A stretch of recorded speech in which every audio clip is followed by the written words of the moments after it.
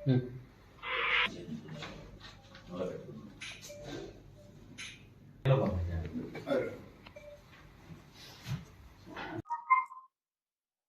నమస్కారం. ఈరోజు ఈయన మన మాజీ ఎమ్మెల్యే కాకాని గోవర్ధన్ రెడ్డి ఏమంటారు సామెత, నీ మత్యంతో గత్యంతో అన్న విధంగా తయారైనాడు. ఎందుకంటే గత 5 సంవత్సరాల్లో దోపిడీలకి, అవినీతికి, దుర్మార్గాలకి అలవాటు పడి డబ్బు సంపాదించుకోవటం జయంగా పెట్టుకొని ప్యాలెస్లు కట్టుకొని బతికి ఈరోజు నీకు ఎవరేం చేసినా కూడా దోపిడీ దౌర్జన్యాలు కనిపిస్తున్నాయి. నాయన ఇక్కడ దోపిడీ దౌర్జన్యం జరగడం వల్ల నువ్వు కళ్ళకంటే నువ్వు నీ నీ మైండ్ని నీ అవతల మీద రుద్దబాక. ఇక్కడ ఏం జరుగుతుందంటే నేలటూరులో అక్కడ డిఓ సిస్టమ్ నడుస్తుంది.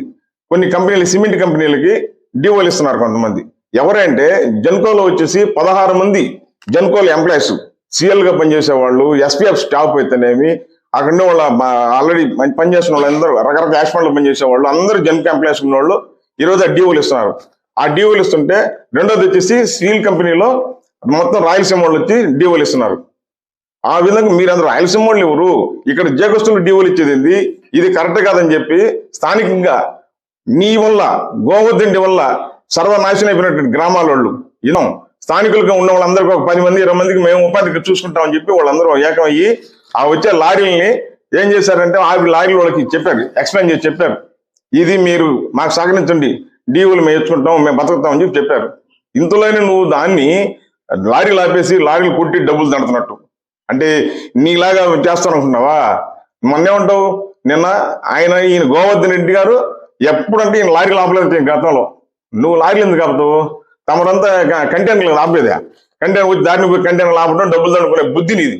నీకు ఆ బుద్ధి పెట్టుకుని ఇక్కడ మా స్థానికులు వాళ్ళు ఎక్స్ప్లెయిన్ చేసేదాన్ని నువ్వు పెద్ద బద్దలు తీసుకొని దాన్ని 300 రూపాయలు దండి అని చెప్పి చేస్తావు. వాడు నీ తొత్తులు, నీ కాంట్రాక్ట్, నీ దగ్గర ఉండేటువంటి స్థానిక జానకిరామ్ రెడ్డి అనే అతని కాంట్రాక్ట్ కోసం ఎన్ని దుర్మార్గాలు చేసి వచ్చేస్తావు నువ్వు. ఈ ఆర్కే అనే వాళ్ళ కంపెనీ వాళ్ళని ఆ వర్క్ ను లాక్కోవడం కోసం వాళ్ళని బ్లాక్మెయిల్ చేసి, కిడ్నాప్ చేసి, వాళ్ళని కొట్టి, వాళ్ళని బెదిరించి వాళ్ళ దగ్గర వర్క్ లాక్కున్నావు. అదే కాంట్రాక్టర్ ఈ రోజు ప్రశాంతంగా వర్క్ చేస్తున్నాడు. ఇది చూసుకో, నీ బుద్ధి ఎంతో, నీకు ఆడ నీ దౌర్జన్యం ఎంతో, ఇక్కడ మా దౌర్జన్యం అర్థం చేసుకోవాలా. ఇంకోటి నువ్వు తెలుసుకోవాల్సింది, మీ రాజశేఖర రెడ్డి గారు ఈ కంపెనీలో మా జెన్కోలో స్థానికంగా ఉంటే ఇక్కడ జెన్కోలో 39 మందికి రాయలసీమ వాళ్ళకి పులివెందులకి ఉద్యోగం ఇచ్చాడు. ఈ మీ జగన్ ఇచ్చిన తర్వాత ఏం చేస్తున్నాడు? ఆ 39 మందిని పర్మనెంట్ చేసినాడు. కడుపుకి అన్నం తింటున్నావు, నువ్వు ఏం తింటున్నావు?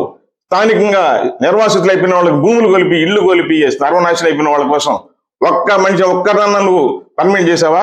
39 పర్మనెంట్ చేసి నువ్వు వాళ్ళకి తొత్తుగా ఉండి వాళ్ళని పులివెందులు ఆర్టీపీ పంపిస్తావు. కొంచెం ఉండాలా. ఇదే ఇక్కడ జరుగుతున్నటువంటి దౌర్జన్యం మాట్లాడుతున్నావు. నువ్వు చేసిన దౌర్జన్యం మర్చిపోతున్నావు, నువ్వు చేసిన పాపాలు మర్చిపోతున్నావు, దుర్మార్గం కూడా. ఇంకోటి, నీకు ఈ టాటా బిహెచ్ఎల్ నుంచి వాళ్ళ ఎంప్లాయీస్ ని సిఎల్ గా జెన్కోకు తీసుకునేటప్పుడు నువ్వు నీ తొత్తులు ఎంత డబ్బుని దండింది నీకు తెలీదా? మర్చిపోయినావా? సిగ్గులే. మళ్ళీ నిద్రలేస్తే చంద్రమోటి మీద మాట్లాడతావు. చంద్రమోటి నీలాగే ఈ చిల్లర పనులు చేస్తాడు అనుకుంటున్నావా? బుద్ధి ఉండాలా కొంచెం అన్నా. గోవర్ధన్ చూడు, ఇప్పుడు ఎన్ని వద్దు, నీ జానకిరామ్ రెడ్డి అనే నీ కాంట్రాక్టర్ ఈఎస్పీలో అతను వర్క్ చేస్తున్నప్పుడు అతను సరిగ్గా చేయగలిగిపోతే ఆ స్ట్రక్చర్ కూలిపోతే అతన్ని ఆ రోజు ఉన్నటువంటి సిఈ గారు ఎస్సీలు ఏం చేస్తుంటే ఆయన కాంట్రాక్ట్ పక్కన పెట్టారు.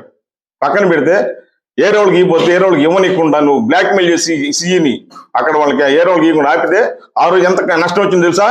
ఇదే సంస్థకి 100 కోట్ల నష్టం నీ వల్ల, నీ జానకిరామ్ రెడ్డి వల్ల. కొంచెం ఉన్నా అది మానవత్వం ఉందానిక ప్రభుత్వ రంగ సంస్థ 100 కోట్ల నష్టం నీ వల్ల.